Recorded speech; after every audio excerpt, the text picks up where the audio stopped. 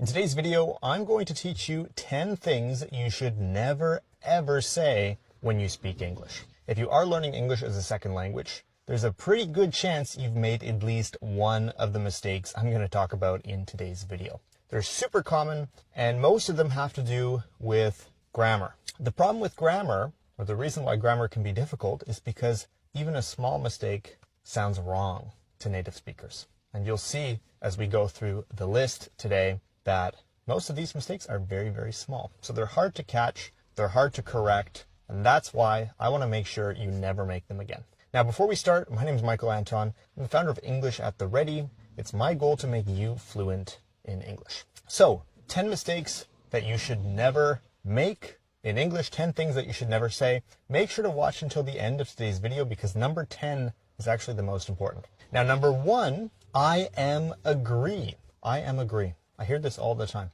The correct way of saying this is I agree. Subject, verb, I agree. Not I am agree, but I agree. I completely agree. I entirely agree. Not I am agree, but I agree. You could say I am in agreement.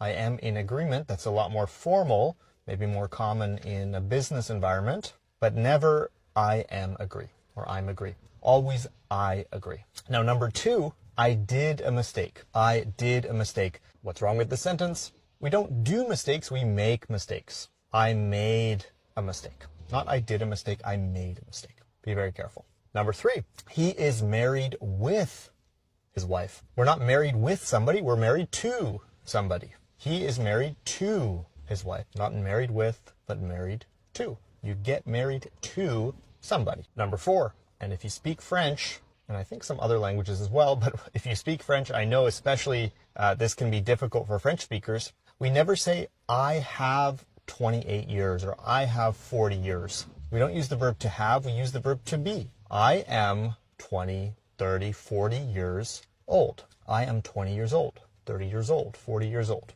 We never use have. We don't say, I have 25 years. We say, I am 25, 30, 40 years old. Mistake number 5. Can you borrow me $20? Can you borrow me? This is tricky because borrow could be used in the same conversation, but it's used slightly differently. When you borrow money, you take money from somebody. In this case, when you ask somebody for money, you ask to lend money. Not borrow, but lend. Can you lend me $20? Remember, when you borrow, you take. When you lend, you give. Borrow is take, lend is give. And there's always an expectation that you will return what you take, or the person will return what they took. So, can you lend me $20? Yes, I can lend you $20. You can borrow $20. Now, number 6, I'm waiting you. I'm waiting you. I'm waiting for you. Don't forget the preposition for. I'm waiting for you. We never wait something or somebody. We always wait for it. For example, I'm waiting for the train. I'm waiting for my friend. I'm waiting for the bus. Number 7, if you don't know what something is called, if you don't know the word for it, never say, how is it called? How is it called? That sounds wrong to native speakers. Instead, you need to say, what is it called? Or what's it called? Or what do you call this? What's it called? What do you call this? Not how is it called, but what's it called? What do you call this? Very common mistake. All right, let's talk about comparatives when you're comparing two things. Never say more better. Never say more easier. Never say more faster. When we have "er" at the end of a word, it already implies a comparative. So we wouldn't use more because that's redundant. We don't need the word more when we have "er." Just better, easier, faster. Not more better, not more easier. Better, easier, faster. Now, how do you know when to add "er" to the end of a word, an adjective, and when do you add more? Well, it's actually quite simple. The rule is if you have a short word, now a short word is normally 1 or 2 syllables, generally you add "er." For example, easy becomes easier. Fast becomes faster, etc.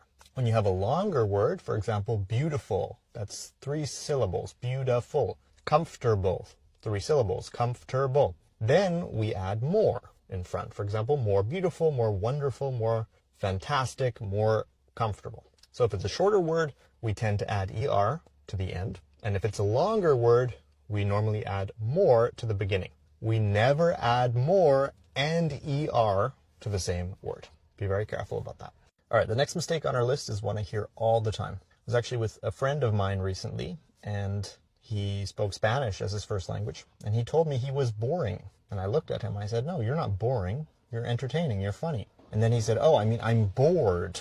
Boring and bored, what's the difference? Something that is boring causes you to feel bored. For example, the movie might be boring. If you're watching a movie, it's boring. You feel bored. You're not boring. The movie is boring. You feel bored. It's the same with interesting and interested. Fascinating and fascinated. You are interesting if you make other people feel interested. The movie was entertaining. I was entertained by the movie. So boring with the ing, tiring, entertaining, interesting. Whenever you have that ing form of the adjective, it indicates the cause. And the ed indicates the result. Something tiring makes you tired. Be careful about this. Don't say you are boring when you're actually bored. Now, last but not least, as I said earlier, this is the most important mistake on our list. This is something you should never ever say when you speak English. It's one word. It's the word sorry. Never say sorry for your English. Never apologize for your level of English. Never apologize for the fact that you speak English as a second language, that English is not your first language. Never say sorry for that fact. There's nothing to be sorry for. There's no reason to apologize just because you don't speak English as a first language. Look, people don't care about your mistakes. If you get something wrong, if you make a grammatical mistake, and of course, we looked at a lot of them in today's video, but at the end of the day, nobody cares if you make a mistake. People are too focused on themselves. So there's no reason to apologize for your level of English, even if you make mistakes or you don't make mistakes. There's nothing wrong with speaking English as a second language. It makes you sound less confident. It makes you sound less secure in yourself. And that's not something you want. That's not the impression you want to give people. So don't apologize. Own the fact that you speak English as a second language. There's nothing wrong with that. But most importantly, never say sorry for your level of English. Hope you found this video useful. Let me know in the comments, have you ever said any of these things? Have you ever made any of these mistakes?